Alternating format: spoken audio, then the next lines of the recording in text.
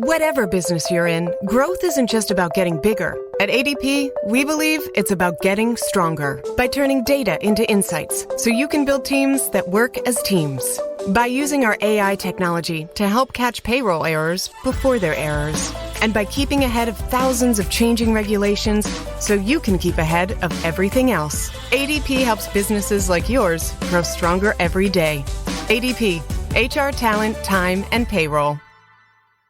Hello, Discover here to explain our cash back match. Here's how it works. We give you cash back for using your Discover card on the things you were going to buy anyway. Then we match that cash back in your first year. And that's why we call it Cashback Match.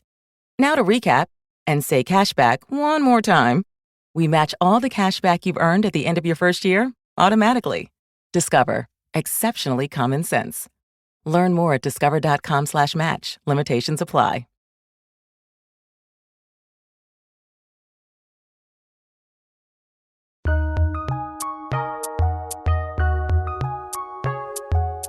Welcome to the Fantasy NBA Today podcast.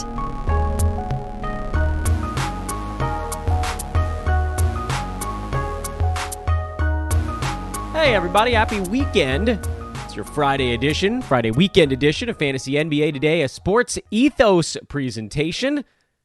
And I thought I'd come up with something new today. We'll see if you guys like it. I know. We've done this a few times lately.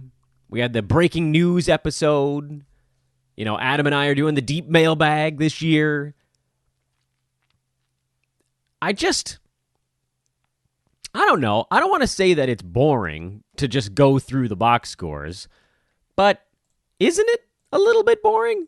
I know you guys love it, and that's great. I'm never going to begrudge the joy in making sure we're up to date on everything. I just think there are more fun ways we can attack this stuff. And maybe I got spoiled because having the off season to deep dive subjects and really parse it, really pull things apart, I don't know, I got kind of used to it. And now I want to do that type of stuff with other things. Now, we can't fully deep dive things every day because, look, things are happening in the NBA. And we'll do the deep mailbag with Adam as often as possible going forward. So we're going to have opportunities to explore the strategic side of things. But normally on these Friday shows, I go through everything that happened over the week that was. The ads, the drops, the holds, the streamers, all that kind of stuff. But I think I came up with an interesting plan for this weekend, which isn't going to work every week, but it is going to work this week because we had so many crazy pieces of information that broke this week, whether it was injuries or lineup shifts or some combination of them. We ended up, and I counted this out, we ended up with 18 players that I believe prior to this week were either streamers or waiver wire fodder and now need to be talked about. 18. I really can't remember the last time that many guys became fantasy relevant in a mid-season single week, which speaks to a couple of things. First thing is, there were a lot of injuries this week in the NBA. A lot. I think we all got burned. I feel like I got burned more than most, but I think everybody always feels like they got hit the hardest from the injury thing. I think if you have Bam, you got hit pretty hard. If you have Dame, you got hit pretty hard. If you have remember Ja Morant, that was late last week, but he got hit pretty hard. These are big deals. These are big, significant early round injury stuffs. And Jimmy Butler's been out this week with a tailbone. I know it's not a long-term thing, but it's a thing. Cat hurt his back. Porzingis' knee. Giannis, the calf. These are shorter-term things. Anunoby's still out. But then you add Dame to it. You add Devin Booker to it. The only good news coming on the injury front is it sounds like Harrison Barnes is very close to coming back for Sacramento. So maybe you get, a top 40, top 50 kind of guy back on your team if you were sitting on him. And I had him in a number of spots. I don't know how it happened. It was not a guy I was targeting, but he was always there at like 115, and I couldn't figure out. I was like, this guy was number 85 last year. Why is he still out there? So I just took him and thought, all right, well, what the hell? And, that panned out. The what the hell pick panned out. So anyway, what I came up with is because this week was so special, this episode is going to be profiling all 18 of those players that, again, I deem them to be guys that were likely, maybe they weren't on your waiver wire, but they should have been, prior to news that broke this week or over the last 7 or 8 days, maybe would be a better way to express it, because it's not just Monday, Tuesday, Wednesday, Thursday. Did I say a day in there twice? It's all the way back to like last Friday, basically. So let's dive on in. Again, I'm Dan Bespris. You can follow me on Twitter at Dan Bespris, DanBesbris. Sportsethos.com, the website. Our benevolent overlords. Listen, they're not going to stop being benevolent, and they're not going to start being our overlords just because they changed their name. It's not Hoop Ball anymore. It's Sports Ethos, and you can follow their fantasy Twitter feed at EthosFantasyBK.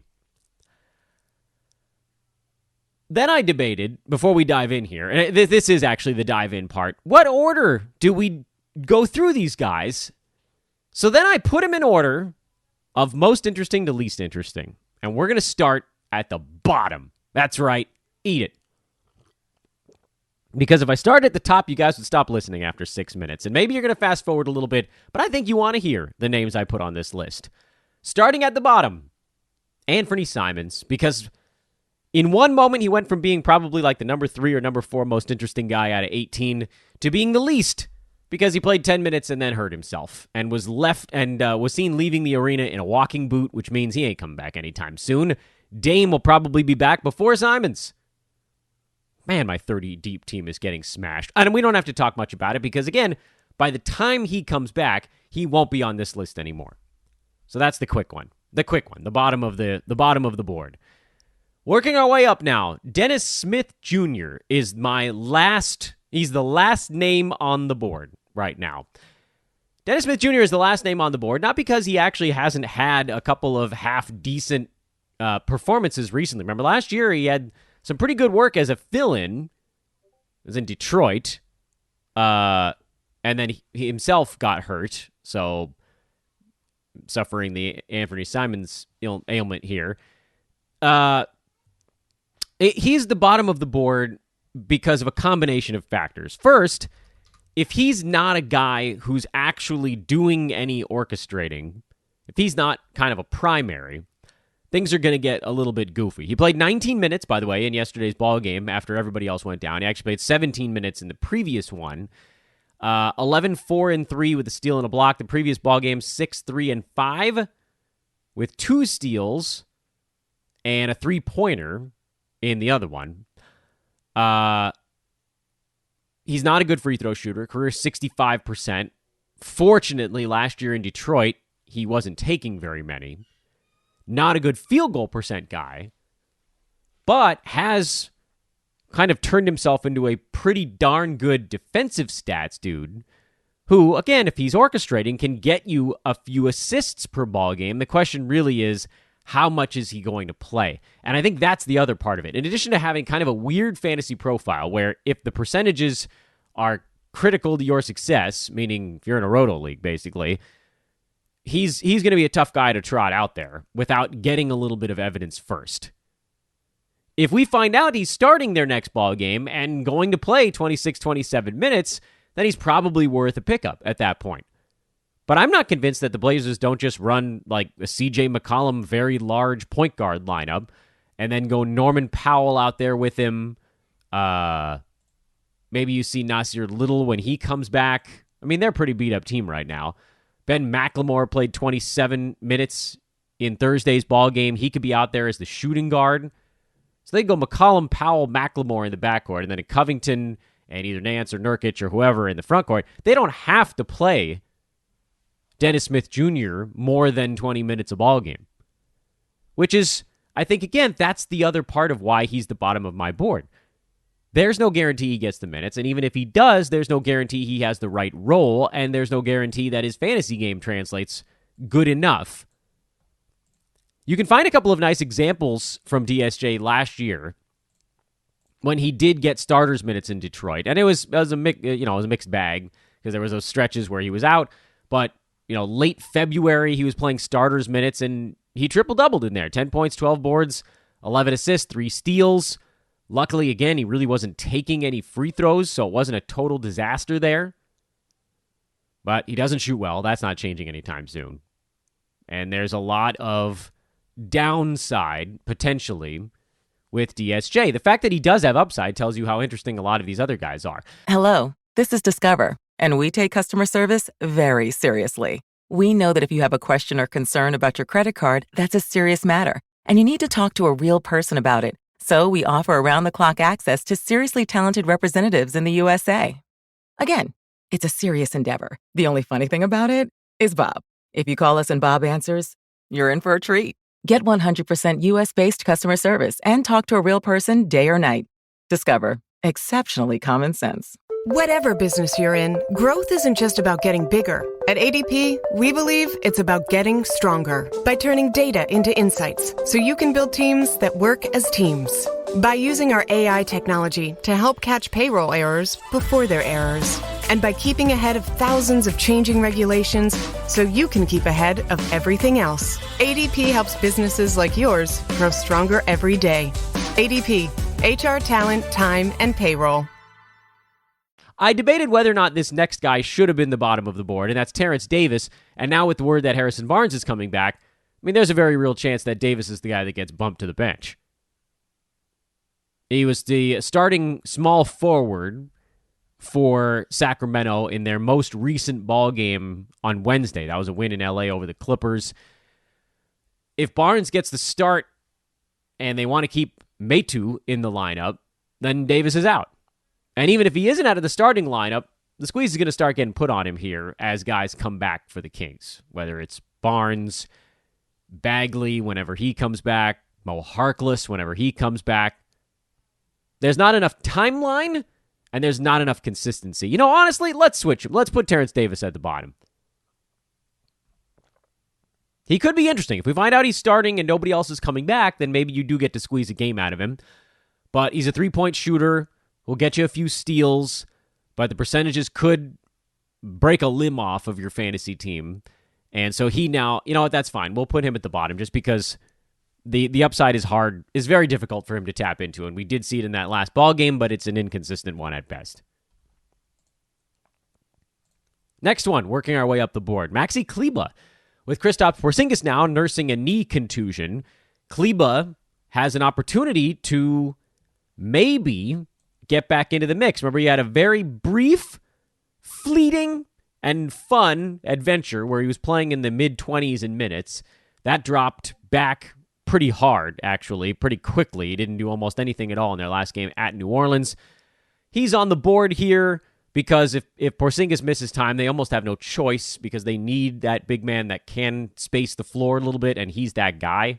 So his minutes probably go back up into the mid-20s, and then you're looking at something like, 11 points, 4 rebounds, a block, and a three-pointer. It's extraordinarily boring, but it's a pretty good 9-cat kind of guy, maybe without assists. Call it like an 8-cat sort of guy. The wrong 8 cats, depending on what format you're in. But he does have the opportunity. If things break right, he could get you 2 threes and 3 blocks on the right night. And you know that if Porzingis misses the game, he's going to get to do something. But again, we're splitting hairs a little bit here because these are the 3 bottom dudes. Working our way up the board, Deandre Bembry is the next name on my list. His free throw shooting makes me want to gouge my eyes out, but his other stuff has actually been pretty good lately. His field goal percent in particular has been very good. He's shooting 86% over the last week, which admittedly not a sustainable number, but also 0% at the free throw line, so equally not sustainable there. 12 points, 7 boards, 1.5 steals. That number is always high. I like the fact that he's rebounding for that Nets team. I don't know what role Nick Claxton might play going forward, since LaMarcus Aldridge feels like he's basically the center. Would they dare play Aldridge and Claxton together? I doubt it. So for now, unless Bruce Brown comes back around and retakes this job, it seems like Bembry's kind of stolen it. And I like the rebounding. You know, when he's been out there for starters minutes, he's done a pretty good job on the glass. He's done a really good job on the defensive stats. But the free throw shooting is a mess, and that's why he stays relatively close to the bottom of our board. Naz Reid is the next one on there. And you guys actually know I like Naz Reid. I love his per-game stuff. I just get the feeling that Cat isn't going to be out all that long. Maybe I'm wrong there. Maybe Cat does miss a week. I doubt it. I don't know. It's hard to say. Backs, tailbone, stuff like that. Those are weird. All of a sudden, they just wake up and they feel better. And again, they could also go small in Minnesota. If Jared Vanderbilt is healthy enough to go, he could be the center for 24 minutes a game if they needed him to be. So there's no guarantee that Naz Reid gets more than like 22 minutes in this game.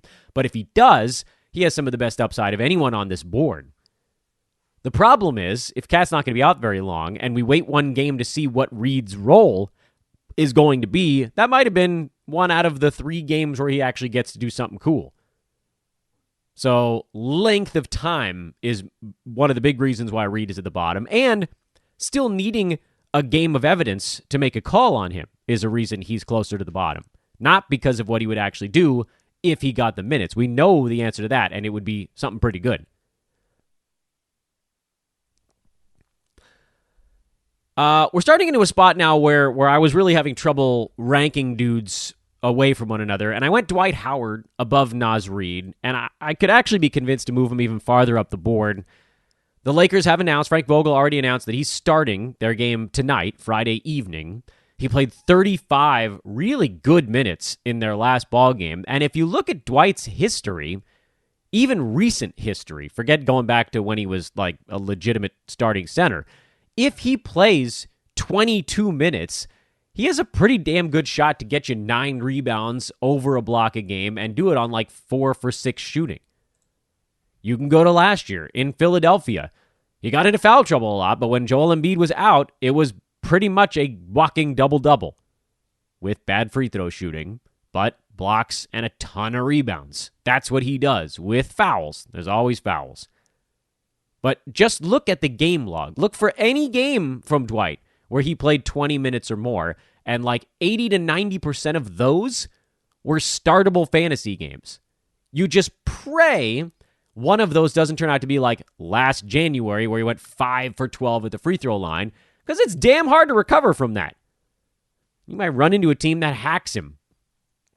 Well, the Lakers were significantly better with him as their center instead of DeAndre Jordan, because Dwight can still run. DJ can't even run anymore. It's gross. Now, LeBron's coming back, so that's another little wrinkle. Lakers won't have to go big as often. They had to go big in the last one because they just couldn't defend anybody when they didn't, which is an indictment, frankly, of, I think, how hard some of the guys were playing on that team. But like when the Lakers went small and Anthony Davis was the 5, which is really good for their offense, but then it throws, THT, Wayne Ellington, Carmelo Anthony, all these guys that aren't guarding anybody back in there on the defensive side. When they moved Dwight in, suddenly the Lakers kind of had 2 back lines of defense, and Anthony Davis can guard power forwards. So there isn't, you can't exploit him. And if they bring Dwight out to the perimeter, he was certainly much more inclined to actually try than DeAndre Jordan, who's just a disaster on the defensive side. But I actually, it feels weird to say, it feels a little bit dirty almost. I'm actually kind of into this Dwight Howard experiment, and we'll see how it goes. So he's on my board, and he's not that close to the bottom anymore. I think he's 6th from the bottom here. I can move him up quickly, too, if we find out this is something the Lakers like and stick with. Emmanuel Quickly is the next man on my list. He's not higher because I continue to have issues with his fantasy game. He's terrific in points league, so I should probably throw that out there. But he's shooting under 40% on the year. He's very much not shy about firing away, just bombs away style. Doesn't assist all that much for a point guard.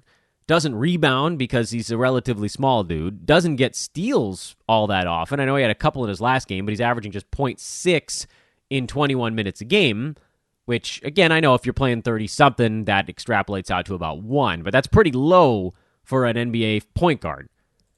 And I don't think he plays this many minutes when RJ Barrett comes back. I think Quickly's probably the guy that gets wedged back out and plays alongside Derrick Rose in the second unit, and D. Rose is going to be the facilitator there. Quickly's still going to get his shots up, but the assists go to Derrick for the most part.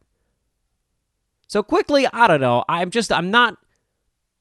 not in love with his fantasy game. Low field goal percent, minimal defensive stats, not a ton of assists. Then you're just a point guard or you're a shooting guard disguised as a point guard. And we all know it's actually really hard for shooting guards to hit value in the NBA unless they bring something unique and special to the table. Don't talk to me about someone like a James Harden.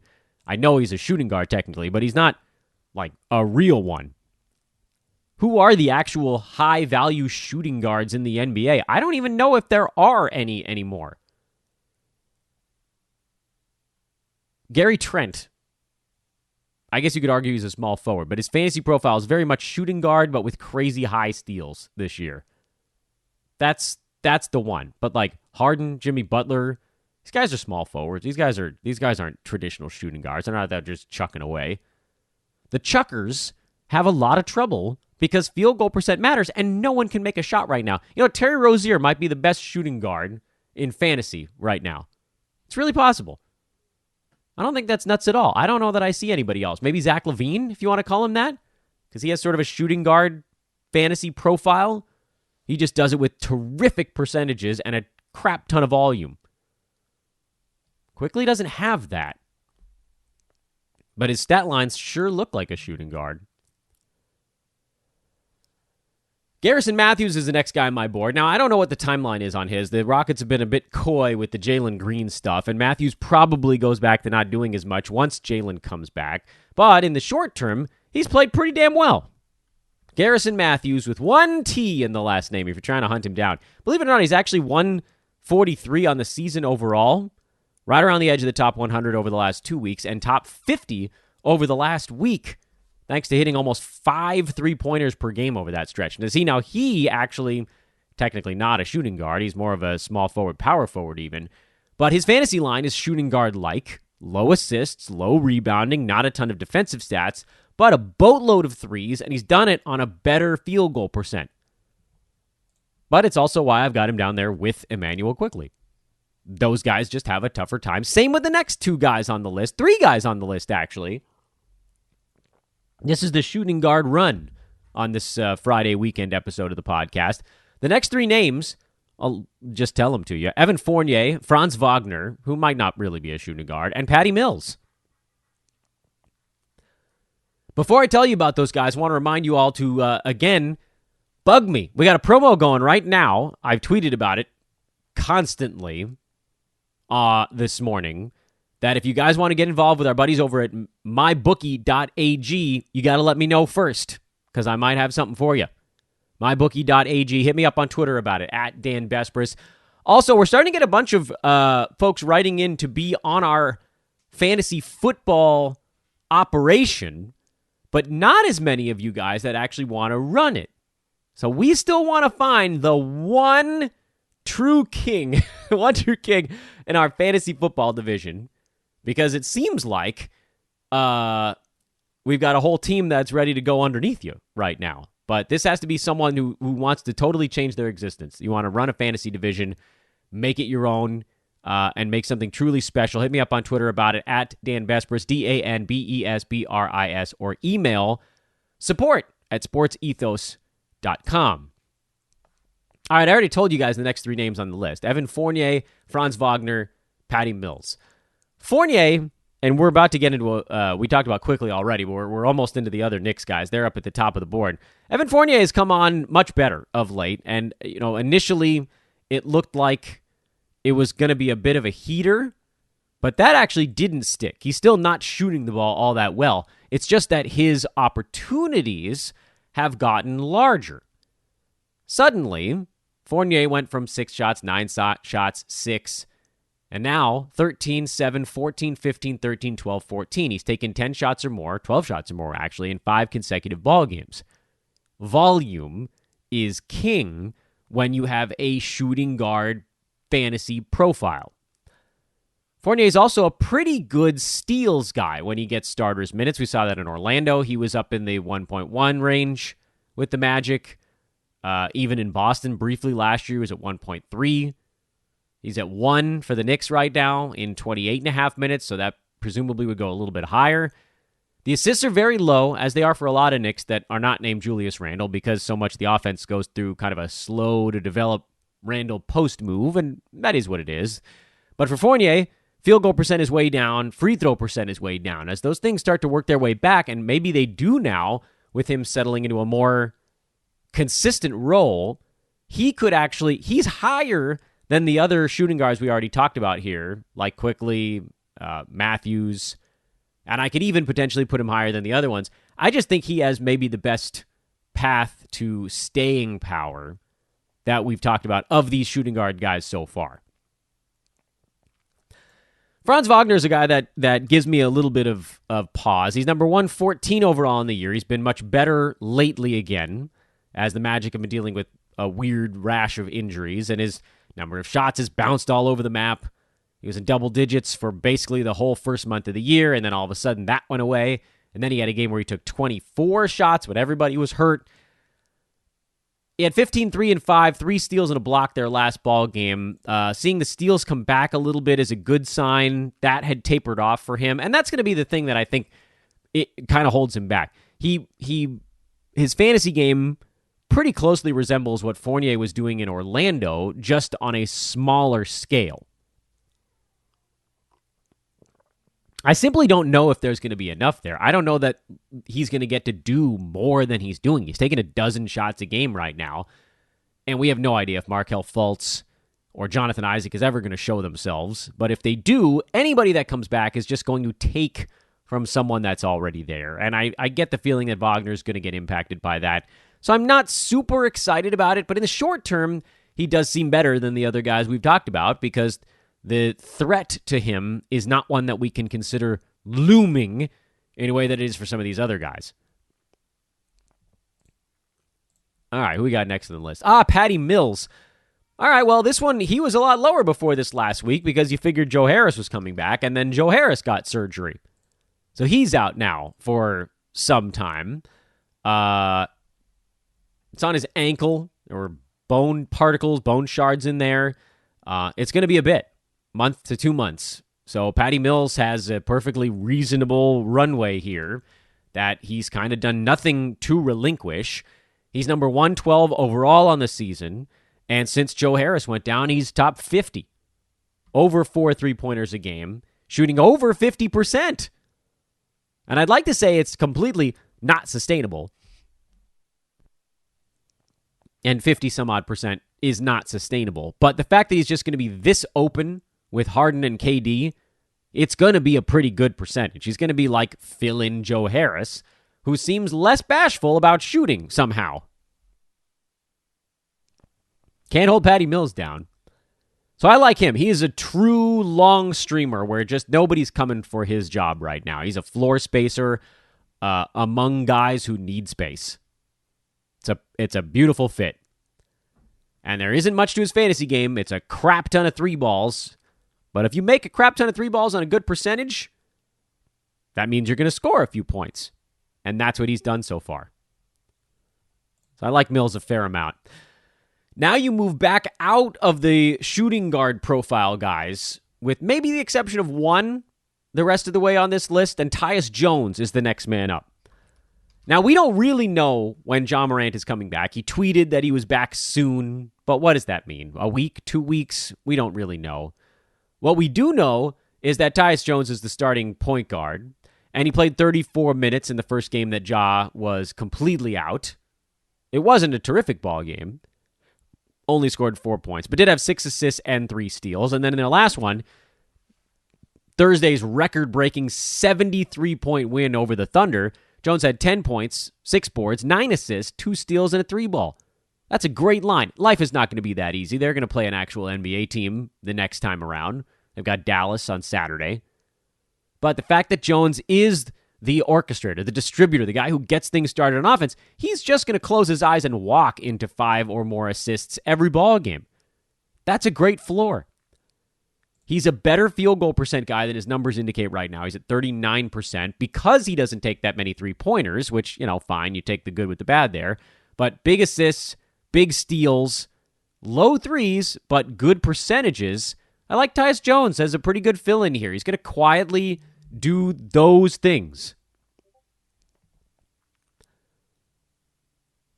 Dwayne Dedmon, who, I don't know. I mean, it's a boring option, but We have one piece of data on him so far, and we don't have one piece of data on all of the guys on this list, which I think immediately puts him above a number of those other dudes. We don't need to wait and see what he's going to do. We saw it. He played 31 minutes against the very large Cavaliers, had 11 points, 13 rebounds, 3 assists, a steal, 2 blocks, and a three-pointer. That was a great fantasy line. He's already pretty much been added everywhere. I got him in a few spots. I feel okay about it.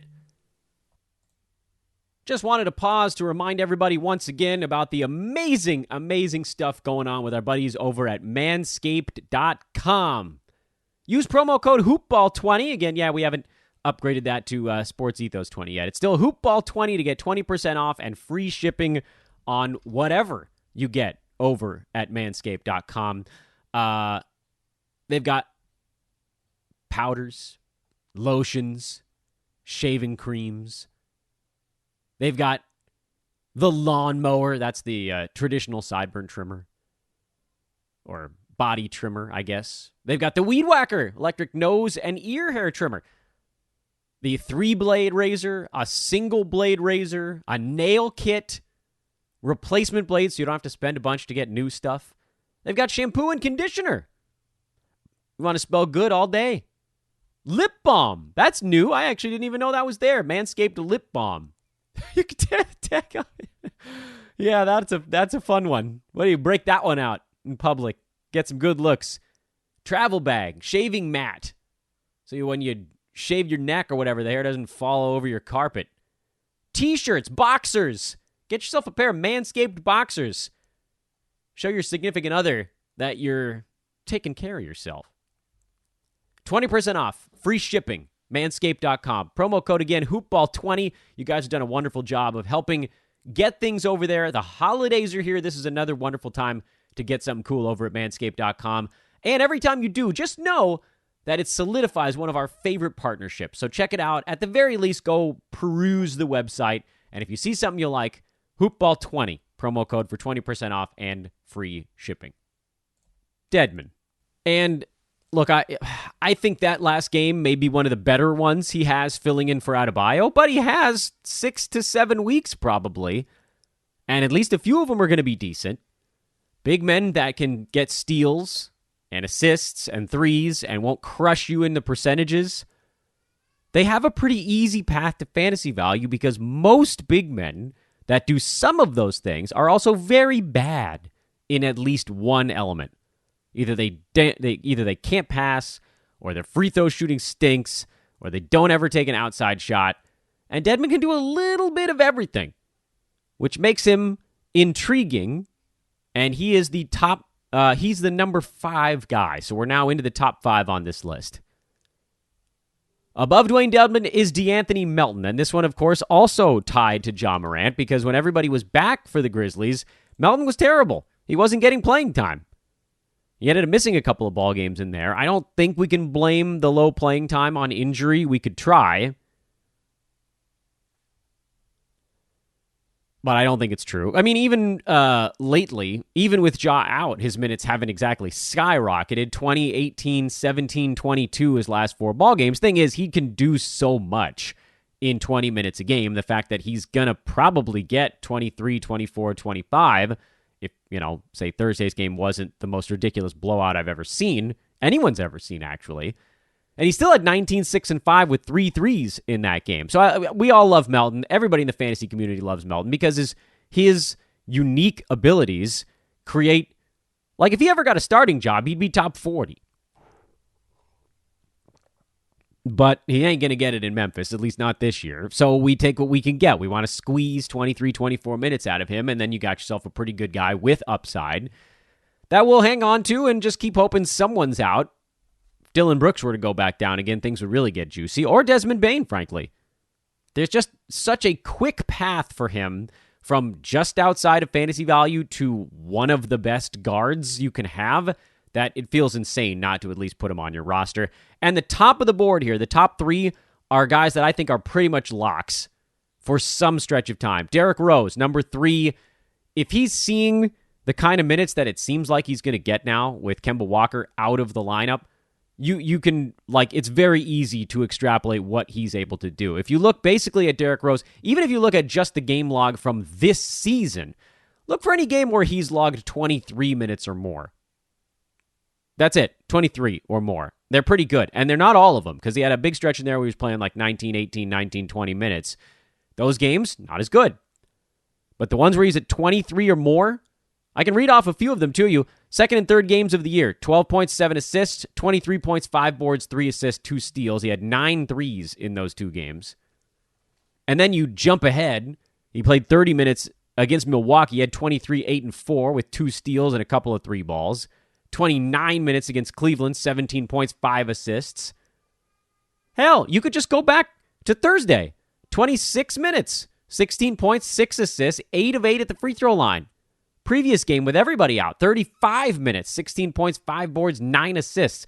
I don't think his body can take 30-plus minutes a game, but we don't need 30. We need 24. That's an easy one. That's an easy sell. Right now, D. Rose in 24 minutes a game is number 90. If you upgrade him by even a minute, 2 minutes, you're talking about a guy that could go top 75, top 70. Especially if his role gets bigger here with no Kemba. Hey, you're running this thing. When you're out there, you're a go. And his field goal percent is down. He's taking more threes, so some of it's that. But if it does move back up towards 47, 48, that's another element to his game as a guard who doesn't hurt you in field goal. So near lock. Even when RJ Barrett comes back, I think D. Rose is a near lock. Yeah, there'll be some games in there where it's a little bit quieter. If he's having a really off night and like Fournier and Barrett and Burks are all playing really well, he's the guy that gets aced out. But the good ones are going to outweigh the bad. Kevin Huerter is the next name on the list. And, you know, this one could change. It's sort of a day-to-day situation. Cam Reddish is, I believe, out again. I think I saw news flash by that he's still out for another ball game. But when he comes back, that'll slice into Huerter a little bit. When Bogdanović comes back, that'll slice into Huerter a little bit. But in the meantime, there's just suddenly no competition on the wing. And Huerter's having a grand old time. He's number 201 overall in the year because when that team is healthy, his role sucks. But when everybody goes down and suddenly he's just an unfettered, like 32 minutes a ball game kind of guy, he gets to do a bunch of stuff. And honestly, I think I'll flip him. I'm going to put Huerter under D. Rose. I like 2 Knicks at the top of my board. There's just so many minutes for Kevin right now. But again, and I'll add this on the Huerter front. When one guy comes back, when Reddish comes back, he probably falls all the way down to like Evan Fournier territory. And when Reddish and Bogey both come back, he probably falls all the way down into that kind of bottom 5, bottom 6 because there's no need for him to pass at that point. So then it's just scoring, and that comes and goes like the breeze. And the number 1 choice is an obvious one. It's Alec Burks. He's been incredible. Even before getting inserted into the starting lineup, he's been a wonder. He's number 124 minutes per game overall this year. Over the last 2 weeks, he's averaged 32 minutes a game, and he's a top 25 fantasy player. He is locked in to a colossal role the rest of the way. I feel very fortunate that I got him in even a couple of spots. I wish I could have gotten him in more. I didn't bid enough in a couple of fab leagues. I didn't have a high enough waiver priority in a couple other ones, or I would have had him, I think, in 6 leagues, and I missed out in 3 or 4. He's a monster right now. I know the Knicks have lost to Chicago and Brooklyn back-to-back, but they're playing much better with him as a larger feature piece of their offense. His minutes have been insane. Thibodeau's going to break him at some point at this rate, but even if they dial him back to closer to 30, he's still coasting at a top 60 clip. As it is right now in the mid-30s, yeah, I mean, he's an early round draft pick. So this was the easiest one, and there was almost no suspense for that number 1 slot. And that was kind of fun, wasn't it? To go through the 18 names that all popped up over the last 7 days. That's wild. I can't believe how much of that happened here so very recently. All right, guys, have a wonderful weekend. We'll leave you with that. Monday, reverse chronological lightning round. Friday, Saturday, and Sunday's games. We'll profile them all just like the old days. And I'm just going to keep working on coming up with new things to add to the podcast. I want to kind of keep it fresh for you guys, if at all possible. Shout out to our buddies at Manscaped.com. Once again, looking forward to our partnership starting next week with our friends over at Thrive Fantasy. That should be a lot of fun. We'll tell you more about that starting on Monday. I am Dan Vespris For Fantasy NBA Today, a Sports Ethos presentation. Hit me up again if you want to get involved with our buddies over at MyBookie. I've got a promo for you. And follow me on Twitter so we can chat all throughout the weekend and forever and ever. All right, folks. Enjoy the weekend. Talk to you Monday. So long.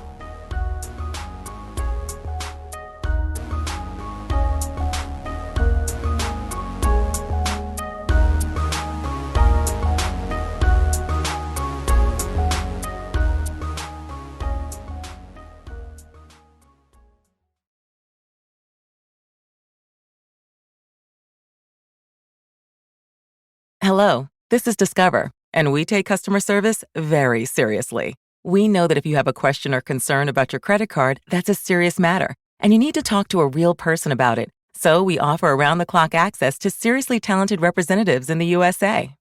Again, it's a serious endeavor. The only funny thing about it is Bob. If you call us and Bob answers, you're in for a treat. Get 100% US-based customer service and talk to a real person day or night. Discover. Exceptionally common sense.